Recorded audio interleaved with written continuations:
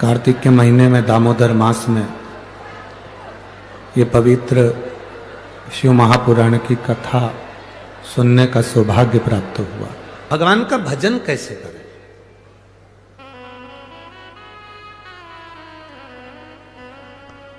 अब हमने कहा सामने इधर से घुमाकर तुम एयरपोर्ट पे ले जाके खड़ा कर दोगे, प्रवचन थोड़ा लंबा है। अब हम बोलेंगे कि भजन कैसे कर, उसका प्रश्न था भगवान का भजन कैसे करें। फिर भी हमने कहा एक बार कबीरा का एक संवाद अपनी जिंदगी में जरूर उतारना। दो बहन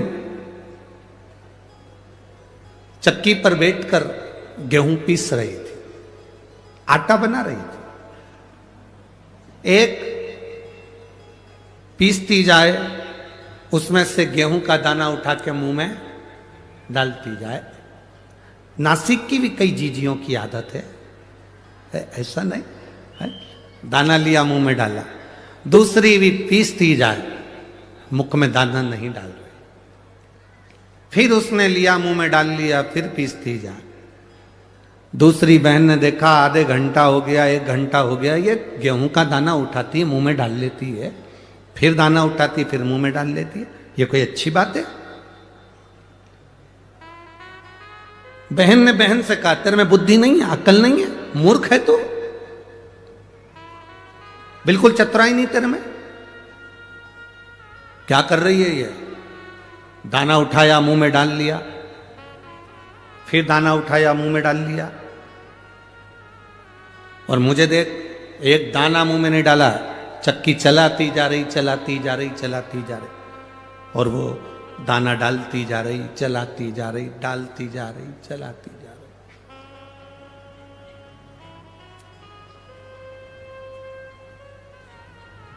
दाना खत्म हो गया, आटे की बोरी दोनों ने उठाई, लेके जा रही थी। रास्ते में बहुत सारा कीचड़ था, पानी पड़ा था, खड्डा था।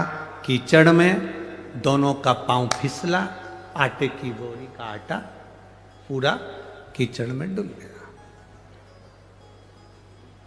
सबसे ज्यादा दुख किसको हुआ? बोलो तो ही जीजियो, बोलो जरा, ए नासिक की जीजियो, और जितने नासिक के जीजा उन बैठे अच्छे से बोलो। सबसे ज्यादा दुख किसको हुआ? जिसने एक दाना भी मुंह में नहीं डाला था, बेचारी लगी रही, लगी रही, लगी रही, और उसको दुख नहीं हुआ। उसको लगा कि गिर गया तो कोई बात नहीं, अपन तो निपटा लिए, अपन तो निपटा, अपने को क्या टेंशन। हमने उससे कहा कबीरदास जी का ये चरित्र अपनी जिंदगी में उतारना। एक वो होता है जो दिन भर 24 घंटे लगा रहता है और कभी भगवान का भजन नहीं कर पाता, और एक वो होती है काम करती जा रही है, दाना चखती जा रही है, काम करती जा रही है और शिव महापुराण सुनती जा रही है।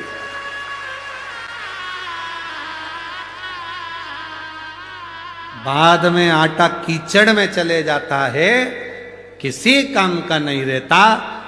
जो तुम्हारा समय चल रहा है, जो तुम्हारी सत्ता चल रही है, जो तुम्हारा वैभव चल रहा है, जो तुम्हें कुर्सी मिली, जो तुम्हें पद मिला, जो तुम्हें प्रतिष्ठा मिली, आप कहीं के आमदार बन जाएं, खासदार बन जाएं, अध्यक्ष बन जाएं, उपाध्यक्ष बन जाएं, कहीं कोई पद प्रतिष्ठा कुर्सी पद या आपके पास में वैभव धन कुछ आ जाए, तो उसका प्रयोग करना प्रारंभ करो। तो अपने चलते समय में, अपनी चलते हुए कर्म में, अपनी चलती हुई दुकान में, अपने चलते हुए क्रम में से थोड़ा थोड़ा भगवान का भजन मुख में डालना प्रारंभ करो और काम करते चलो।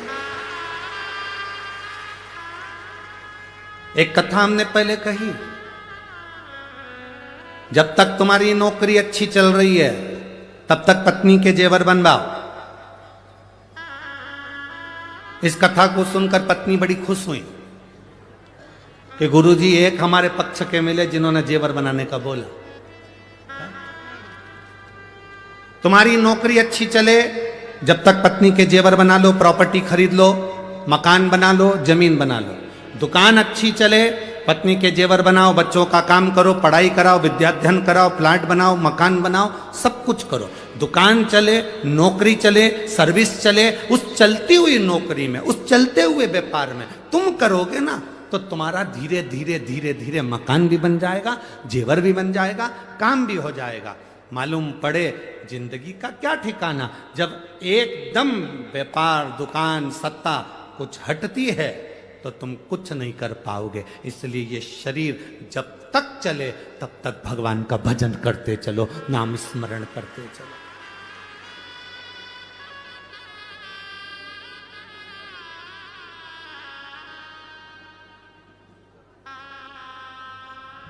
आप लोगों ने सुना होगा, पहले कथा में कहा था, जब तक शरीर चले और तुम्हारे घर में चले, दो चीजें हैं।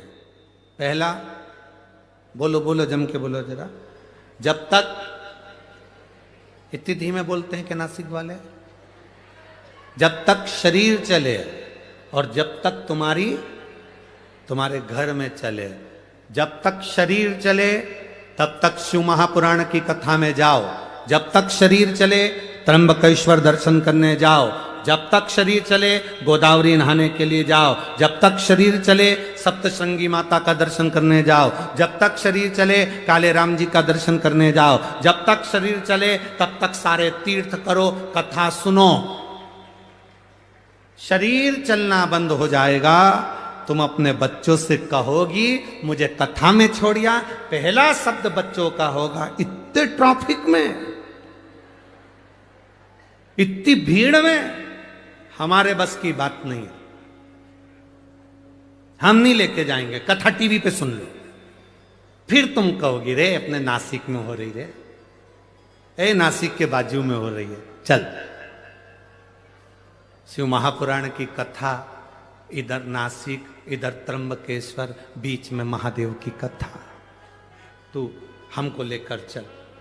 अरे इतनी भीड़ में क्या करोगे?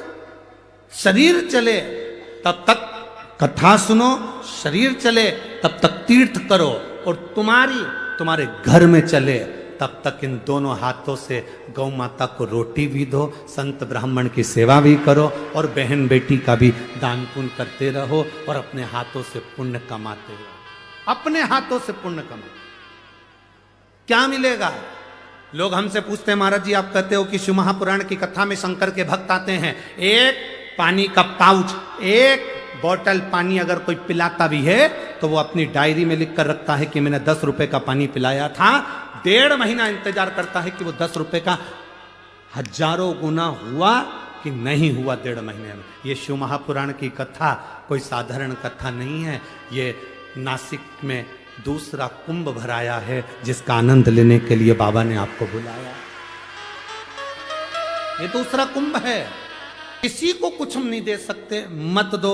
1 रुपए का दान नहीं कर सकते, बिल्कुल मत करो। अठन्नी किसी को नहीं दे सकते, मत दो, पर अपने ऊपर खर्च करो। इस शरीर से कहीं नहीं जा सकते, मत जाओ, घर में बैठो, पर मुख से राम नाम, कृष्ण नाम, शिव नाम, ओम नमः शिवाय, नमः शिवाय, श्री शिवाय, नमस्तुभ्यम, राम नाम कृष्ण नाम जपते रहो। जब तक ये शरीर है, जब तक ये श्वासें चल रही है, 21,600 श्वास प्रतिदिन निकल रही शरीर से, उसमें आप भजन करते चलो, स्मरण करते चलो। गौतम ऋषि की धर्म पत्नी माहिल्या अपनी भक्ति में तल्लीन रहती, भजन में तल्लीन रहती।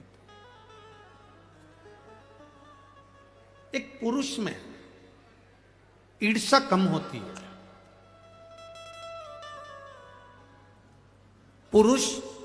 पुरुष से कम ईर्ष्या रखता है।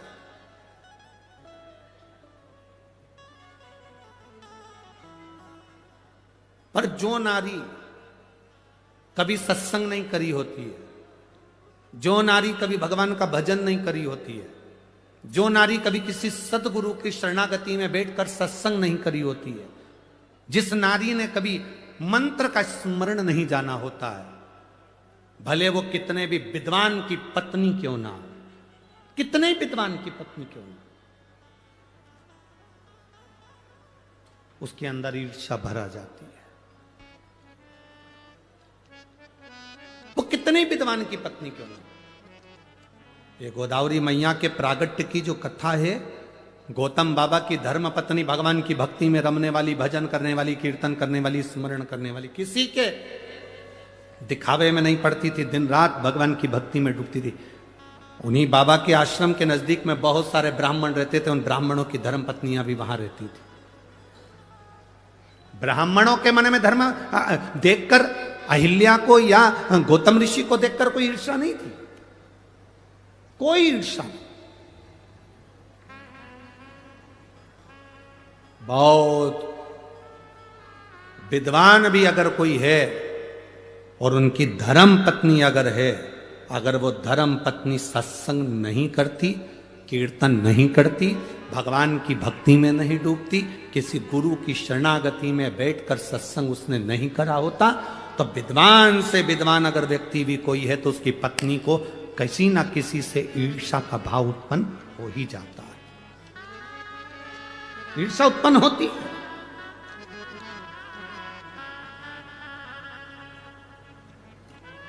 शिव महापुराण की कथा सुनने के लिए जितने भक्त यहां पहुंचते हैं, शंकर भगवान की कथा सुनने के लिए जितने जितने भक्त कथा के पंडाल में पहुंचते हैं, टीवी पर कथा देखते हैं, मोबाइल पर कथा श्रवण करते हैं, जितने भक्त यहां कथा सुनने के लिए पहुंचते हैं, इनके मन में कभी ईर्ष्या नहीं रहती। उसका कारण केवल एक होता है, हमें कथा सुनने जाना है, कौन आगे बैठा हमें उससे मतलब नहीं, कौन पीछे बैठा हमें उससे कोई मतलब नहीं।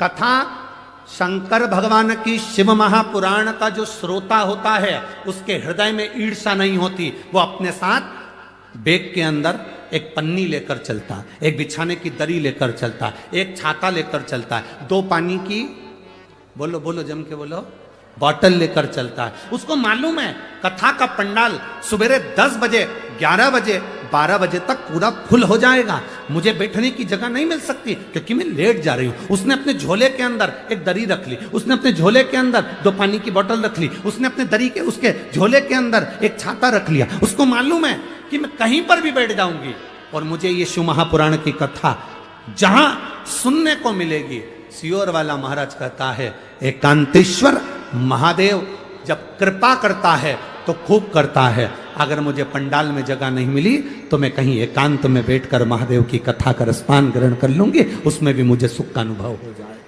उसमें भी मुझे आनंद का अनुभव हो जाए,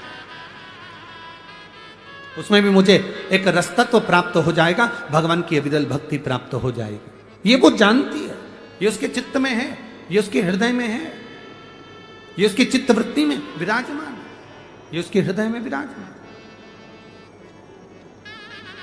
और ये उसके हृदय के बीच मध्य में बैठा होगा कि वो शिव है, तो वो आनंदता देता है।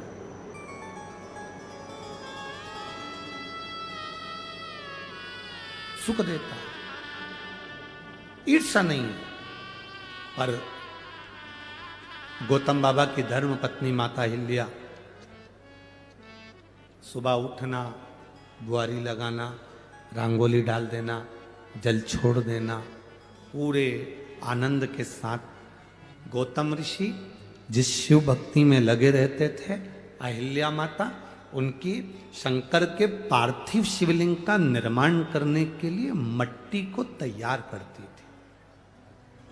इस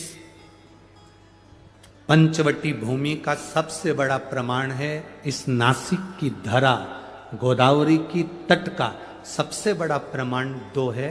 यहाँ गौतम ऋषि की धर्म पत्नी माता अहिल्या भी मिट्टी तैयार करती थीं जिससे पार्थिव शिवलिंग का निर्माण होता था, और इस गोदावरी के तट पर, इस त्र्यंबक बाबा के तट पर, इस पंचवटी की पवित्र भूमि पर एक यमराज की धर्म पत्नी,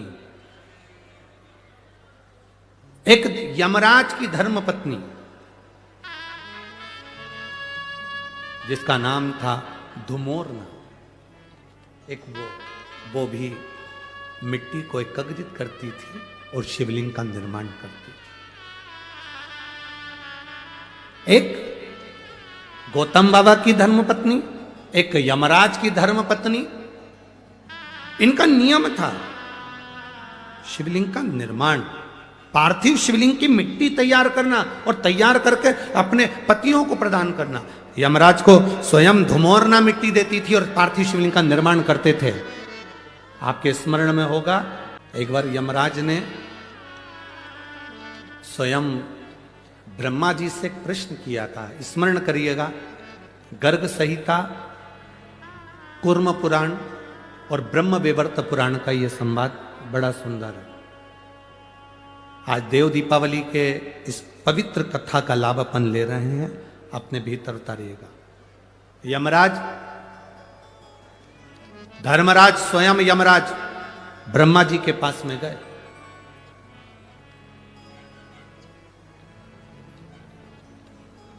और यमराज ब्रह्मदेव के पास में जाकर ब्रह्मा जी के सम्मुख में खड़े हो गए। अब ब्रह्मा जी के सारे मुख नेत्र बंद थे, स्मरण नहीं आया ब्रह्मा जी। माता वीणा वादनी ने आवाज लगाकर अपने स्वर में अपनी वीणा से कहा, ब्रह्मदेव, दरवाजे पर यमराज आए हैं। ब्रह्मा जी ने अपने नेत्र खोले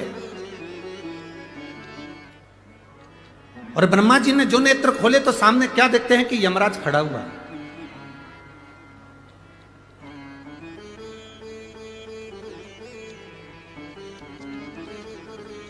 सम्मुख में यमराज खड़ा। ब्रह्मा जी ने पूछ लिया, यम, आज क्या बात है, तुम ब्रह्मलोक में आकर खड़े हुए हो? यमराज ने कहा, ब्रह्मा जी, मैं संसार के पापी जीवों को नरक का भोग भुगताता हूं। मैं मृत्यु लोक से आने वाले जितने जितने पापी जीव हैं इनको यम का, नरक का भोग भुगताता हूं।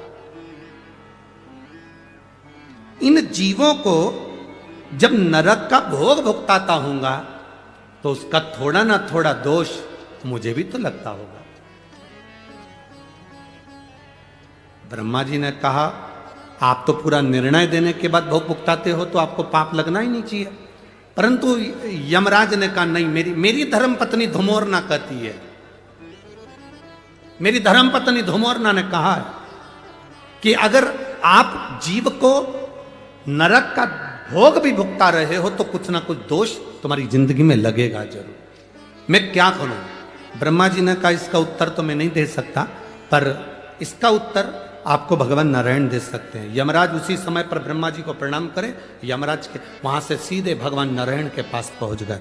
नारायण के दरवाजे पर जैसी बैकुंठ में पहुंचे, माता लक्ष्मी नारायण के चरण दबा रही थी और यमराज ने आकर भगवान के चरणों को प्रणाम करा। जय जयकार हो प्रभु, श्रीमन नारायण, हर हर महादेव। प्रणाम कर पूछा, लक्ष्मी जी चरण दबा रही थी। लक्ष्मी जी ने संवाद किया, प्रभु यम आए हैं। भगवान नारायण के नेत्र खुले, उठकर भगवान नारायण बैठे। क्या बात है यम, कैसे आना हुआ? यम ने कहा, जीवों को जब मैं त्राण देता हूं, जीवों को जब मैं नरक भुगताता हूं, उस समय पर मेरे को भी तो दोष लगता होगा। उस दोष की मुक्ति कैसे, उस दोष का निवारण कैसे? भगवान नारायण ने कहा, सुनो यम,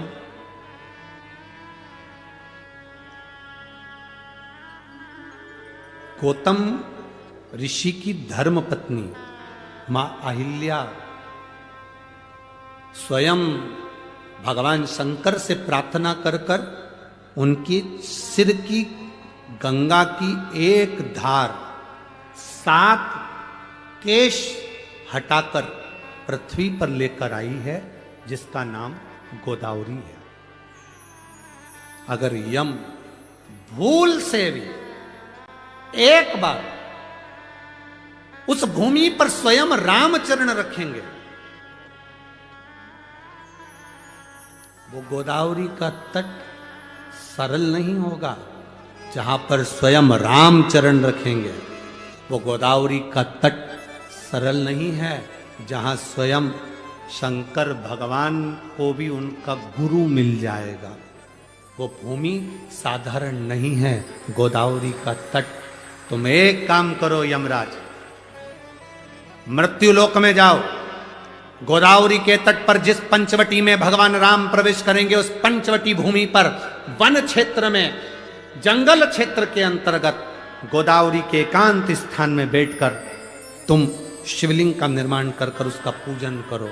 तुम्हारी जिंदगी में अगर कोई जीव का दोष भी होगा तो वो समाप्त हो जाएगा। कैसा भी दोष हो समाप्त हो जाता है। आज आप लोगों से ज्यादा हमारी किस्मत बहुत धनी हुई है। हमारी किस्मत आज धन भागी हुई है कि इस पवित्र भूमि पर धुमोरना यमराज की पत्नी शिवलिंग बनाती थी। यमराज पूजन करते थे और यमराज के ऊपर का दोष भी समाप्त हो जाता था। आज वो पवित्र भूमि पर शिव पुराण गाने का सौभाग्य मिला, सौभाग्य मिला है। और कितने किस्मत वाले होगे मेरे जीजियों, हे मेरी नासिक की जीजियों जीजाओं और मेरी बेटियों मेरे बेटाओं, कितने किस्मत वाले होगे। जरा अंदाजा लगा कर बैठना कि तुम्हारी किस्मत की सराहना नहीं है। दामोदर मास कार्तिक मास में इस गोदावरी के तट पर भले हम पार्थिव शिवलिंग का निर्माण करें ना करें, पर हम 5 दिन शंकर भगवान का शिवलिंग अपने दिल में कथा के माध्यम से बना रहे। सब जगह कथा हुई होगी तो भगवान ने थोड़ी थोड़ी तिजोरी खोली होगी लुटाने के लिए, पर आज मेरा दिल कहता है कि ये गोदावरी के तट पर तो मेरा बाबा पूरी तिजोरी के दरवाजे खोल कर लुटाए।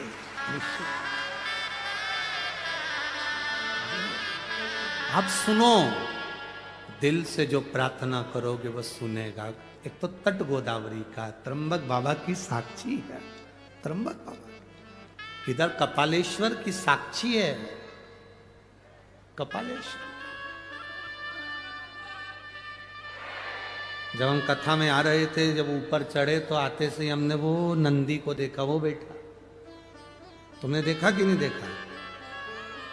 उसको देखते से याद आ गई, रे बाबा गजब करी तूने नंदी बाबा। शंकर भगवान पर ब्रह्मा जी की हत्या का दोष लगा था और नंदी तू बछड़े का रूप लाकर शंकर भगवान को इस गोदावरी पर लाकर छोड़ दिया था और ब्रह्म हत्या से मुक्त करा दिया था। इस नंदी ने बछड़े का रूप रखकर ब्रह्म हत्या से भगवान शिव को मुक्त करा दिया था। आज विचार करो, और नंदी वास एकांत में बैठा हुआ शिव महापुराण की ओर देखकर आप और हमको भी यही ज्ञान दे रहा है कि तुम सबको ना जाने कितने पाप से मुक्त कर दूंगा 5 दिन की इस कथा में। कितने, और जितने लोग आस्था चैनल पर सुन रहे हैं, जितने फेसबुक यूट्यूब पर कथा सुन रहे हैं, आप अपने हृदय में चित्र रमाकर देव दीपावली शिव महापुराण की कथा को सुन रहे हो। देव दिवाली जो प्रारंभ हुई थी वो त्रिपुरासुर के वध के बाद देवताओं ने इस दिवाली को मनाया था। उस कथा का तत्व ग्रहण करने का तुम्हें और हमको सौभाग्य मिला है।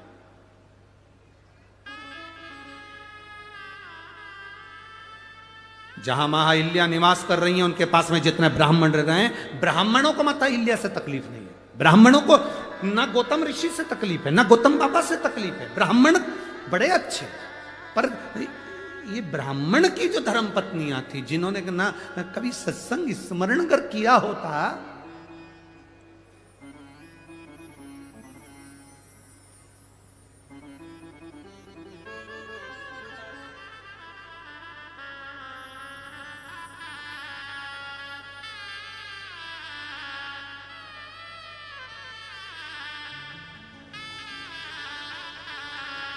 जिसका पति बहुत विद्वान है, जिसका पति बहुत ज्ञानवान है, बहुत विद्वान है,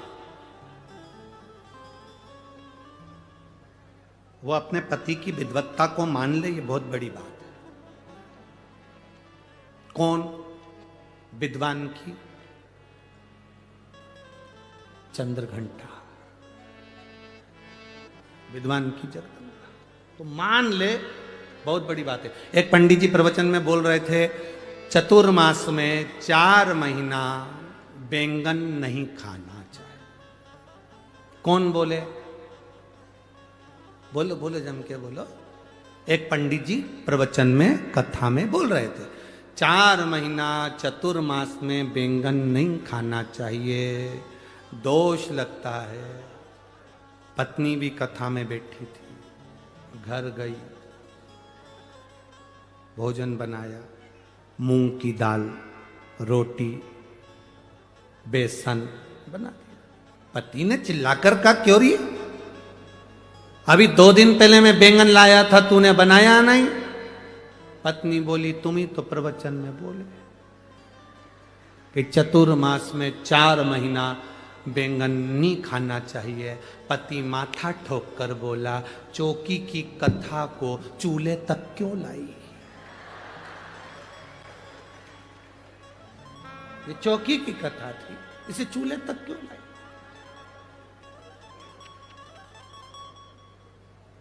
शिव पुराण कहती है, बोलने वाले को सबसे पहले चाहिए कि स्वयं अमल करे।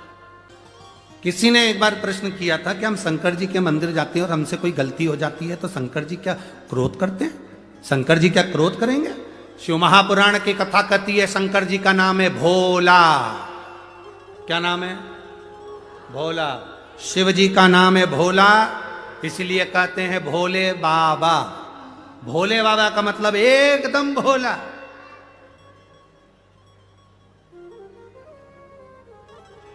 भूतों को भोजन करना आता है क्या? जम के बोलो जरा, अरे जम के बोलो। भूतों को भोजन करना आता है? भूत प्रेत को 5 स्टार होटल में जाना आता है? नहीं।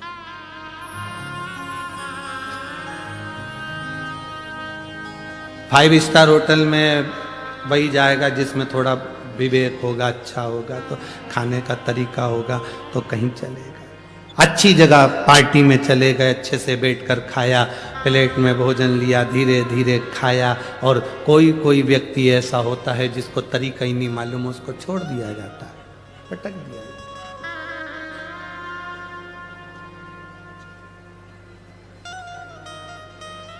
अब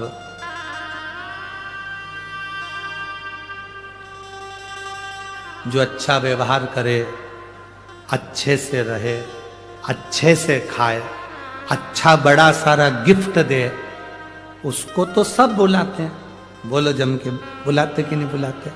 बुलाते हैं ना। जिसमें बुद्धि ना हो, विवेक ना हो, खाने का तरीका नहीं, रहने का तरीका नहीं, उसमें बोलने का तरीका नहीं, पहनने का तरीका नहीं, लोग उससे पागल कहते हो, बेकार कहते हो, ये किसी काम का नहीं। कभी कभी माँ कह देती है, मेरे बड़े बेटे में बहुत समझदारी है, छोटे में अकल नहीं है। मूर्ख है, पागल है। मेरी एक बहू बड़ी समझदार है, दूसरी बहू में अकल नहीं, मूर्ख है, पगली है, बेवकूफ है, कह दिया माँ ने। एक समझदार है और एक पागल है, बेकार। जो समझदार है उसको दुनिया अपना बनाती है, और जो बेवकूफ है, पागल है, जिसको दुनिया ठुकरा देती है, उसको महादेव अपना बना लेते हैं। उसको महादेव अपना बना। तुम 4 बहनें हो, 2 बहन पैसे वाली है, मायके जाती है, सम्मान होता है, रिश्तेदार सम्मान करते हैं, उनको बुलाते हैं, आदर देते हैं। तुमसे बड़ा लिफाफा 1000 का 500 का उसको मिलता है। तुम गरीब हो, साधारण हो, तुम्हारे पास में ना तो ज़्यादा गाड़ी है ना बंगला है, जो किस्मत में लिखा था वहाँ शादी हो गई। तुम अपनी ज़िंदगी साधारण से जी रही हो। बहन के घर शादी में गए, सबको अच्छा लिफाफा दिया, सबको अच्छी साड़ी दी, तुमको कमज़ोर साड़ी दे दी, तुमको कमज़ोर लिफाफा दे दिया, तुम्हें साधारण सा मिठाई का डब्बा दे दिया। क्यों? बाकी की बहन पैसे वाली थी, धनपति थी, बाकी के रिश्तेदार पैसे वाले थे, उनको अच्छा दिया। तुम साधारण थी, तुम्हें साधारण दे दिया। तुम घबराना नहीं, रोना नहीं, कभी अंदर से टूटना मत, अंदर से कभी मत टूटना कि मेरे बाकी के रिश्तेदारों को तो मेरी मासी ने खूब दिया, मेरी मामी ने खूब दिया, मेरे चाची ने खूब दिया, मेरी काकी ने खूब दिया, मेरी बुआ ने खूब दिया, बाकी को दिया, मुझे कम दिया क्योंकि मैं साधारण परिवार से हूँ। शिव कथा कहती है, जो बहुत विद्वान है, बहुत बहुत प्रबल है, उनके लिए पूरी दुनिया पड़ी है। जिनको कोई नहीं पूछता, जिनका कोई आदर नहीं करता, जिनको लोग ठुकरा देते हैं, शिव कहते हैं उनको मैं अपनाता हूँ, वो मेरे हैं, वो मेरे हैं। भूतों को कौन पूछेगा? प्रेतों को कौन पूछेगा? गरीबों को कौन पूछेगा? आपके पास में किसी अमीर मंदिर में देने के लिए धन नहीं है, बहुत सेठों का कोई मंदिर गए, तुम्हारे पास में देने के लिए पैसे की गड्डी नहीं, कोई सोना नहीं, कोई चांदी नहीं, कोई हीरा नहीं, कोई पन्ना नहीं, कोई आभूषण नहीं, कोई आभूषण नहीं, कोई आभूषण, कोई रतन सोना चांदी नहीं। आप वहां पर जाकर सोचोगे, मेरी बहन ने अभी कार्यक्रम करवाया था, वहां पर गई थी, वहां जाकर उन्होंने इतना दान करा, मेरे पास कुछ नहीं है। तुम कभी ना घबराना, तुम्हारे पास मेरे भोलेनाथ जी ने एक लोटा जल दिया है, उसको दिल से तुम महादेव को चढ़ाती रहना। उसके भगवान शिव की कथा करो। ओगरदानी का संवाद करा, ईर्षा दूर रहे। गौतम बाबा की धर्म पत्नी माता अहिल्या से जो ब्राह्मण नजदीक में निवास कर रहे थे, उनकी जो धर्म पत्नी थी, उन्होंने ईर्षा रखी। ईर्षा से कभी परमात्मा नहीं मिल सकता, ईर्षा से कभी भगवान नहीं मिले। हम कई बार माताओं से कहते हैं, आपकी एक अवस्था होती चली जाती है, आप एक अवस्था के अनुकूल ढलते चले जाते हैं।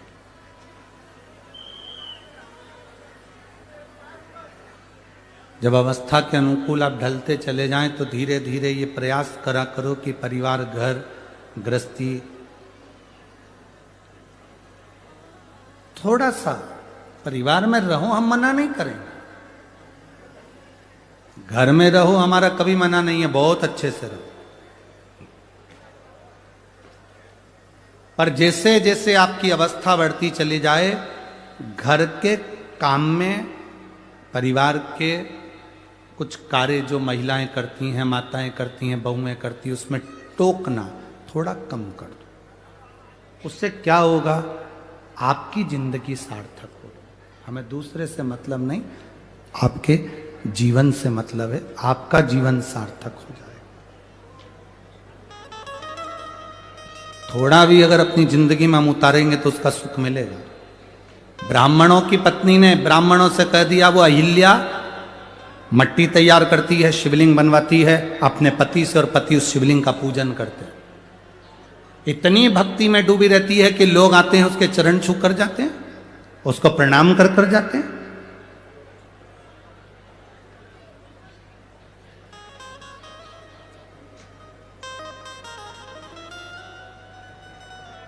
किस नारी का सम्मान सबसे ज्यादा होता है? कहा, जो दूसरे के लिए समर्पित है। अर्थात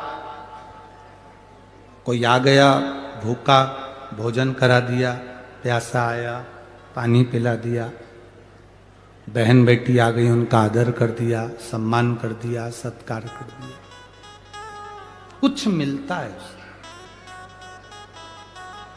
ब्राह्मणों की पत्नी को अच्छा नहीं लगा अहिल्या को देखकर, ईर्ष्या जाग गई। ब्राह्मणों में ईर्ष्या नहीं थी, गौतम बाबा को देखकर भी, उनकी धर्म पत्नी को देखकर भी ईर्ष्या नहीं, पर ब्राह्मणियों की ईर्ष्या जागृत हो गई।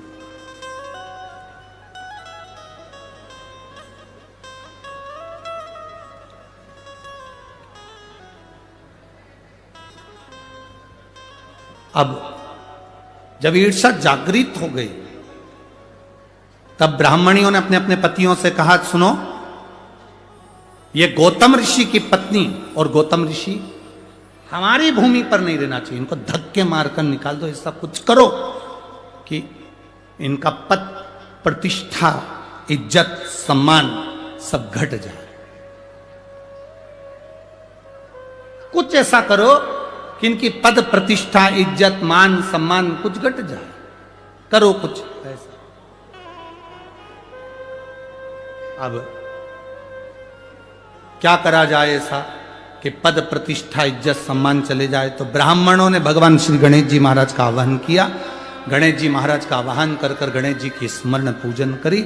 स्मरण पूजन कर कर गणेश जी महाराज प्रकट हो गए।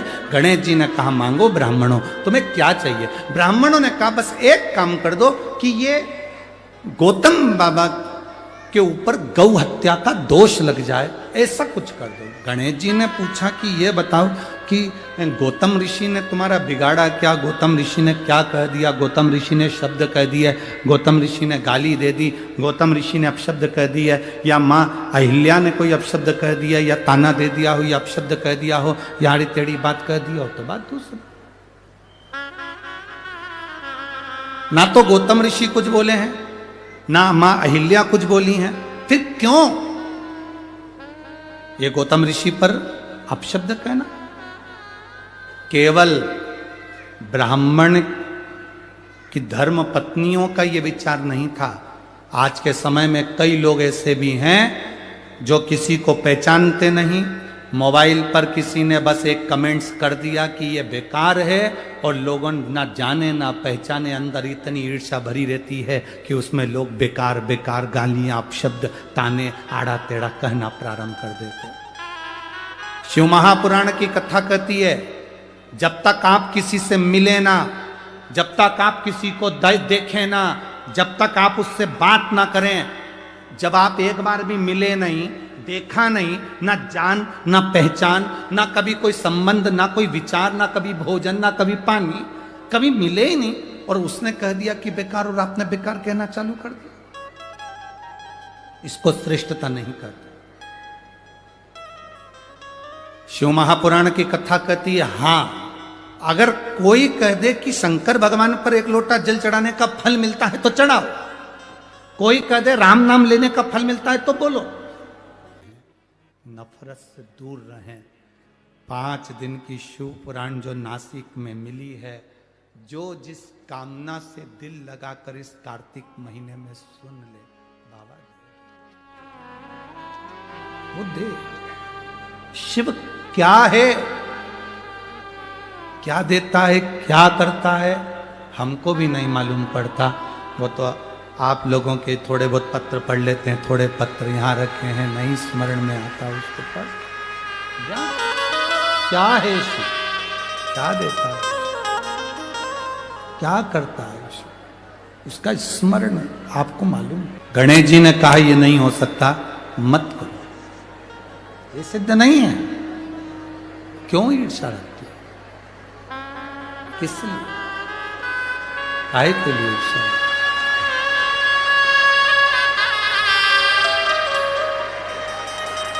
क्यों ईर्ष्या?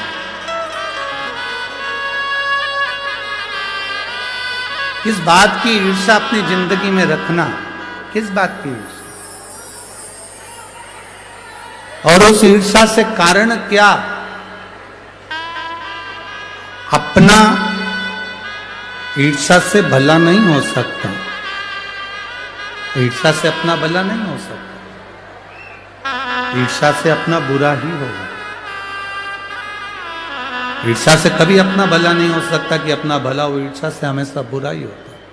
तो शिव महापुराण की कथा कहती है गणेश जी महाराज ने समझाया, गणेश जी महाराज ने कहा ये ठीक नहीं है, आप ईर्ष्या ना करिए, और ये ईर्ष्या श्रेष्ठता नहीं देगी। आप क्यों दोष लगाना, किस लिए दोष लगाना, छोड़ो इस बात को। गणेश जी की बात नहीं मानी, आखिरी में ब्राह्मण पत्नियां जिद पर अड़ गई, और ब्राह्मण पत्नियों ने कहा नहीं गणेश जी महाराज आपको तो वर देना ही पड़ेगा, चाहे कुछ भी हो जाए, इस गौतम ऋषि पर गौ हत्या का दोष तो आपको लगाना ही पड़ेगा। और ये गौतम ऋषि पर गौ हत्या का दोष लगे, तब गौतम ऋषि को धक्के मारकर जब निकाला जाए, तब उसमें प्रसन्नता, तब उसमें प्रसन्नता। देखो देवता जब देते हैं तो पल्ला, जम के बोलो, जम के जरा, देवता जब देते हैं तो पल्ला झाड़ कर देते हैं, और महादेव जब देते हैं तो छप्पर आड़ के देते हैं। शिव कथा कह रही है। गणेश जी ने समझाया, नहीं मानी, और गणेश जी के समझाने पर भी नहीं मानी। तब गणेश जी गाय बन गए और गणेश जी गौ माता बनकर, दुर्बली सी गाय बनकर, दुर्बल सी गाय बनकर वहां विहार करने लगे। गौतम बाबा की उस कुटिया में विहार घूम रहे। आज गणेश जी को भी प्रसन्नता है कि मैं किस जगह पर गया हूं। इस जगह पर जिन गौतम ऋषि की इस तपोस्थली में, जहां शंकर के पार्थिव शिवलिंग का निर्माण होता है, जहां माता अहिल्या मिट्टी को मसकर सुंदर तैयार कर कर पार्थिव शिवलिंग का निर्माण करती है, और उस निर्माण का सुख गौतम ऋषि के आनंद में, दर्शन में होता है। आज मुझे प्रसन्नता है कि आज गणेश जी सोच रहे हैं, विचार कर रहे हैं कि मैं इतनी सुंदर जगह पहुंचा। प्रसन्नता। जैसे देवराज नाम के ब्राह्मण को चोरी का धन ले जाकर शंकर जी के मंदिर में बैठ गया था और उसको अंदाजा नहीं था क्या मुझे कैलाश धाम मिल सकता है, क्या मुझे कैलाश धाम मिलेगा, उसको अंदाजा नहीं था। क्या कैलाश मिल सकता है? शरीर में बुखार है, ताप पड़ रहा है, कष्ट हो रहा है। शिव मंदिर के अंदर चोरी के धन की पोटली लेकर बैठ गया। ताप, कष्ट बहुत था, बुखार ना, शरीर में कष्ट। और महादेव महादेव महादेव, हर हर महादेव। मंदिर के अंदर पंडित जी चिल्ला रहे थे और देवराज नाम के ब्राह्मण को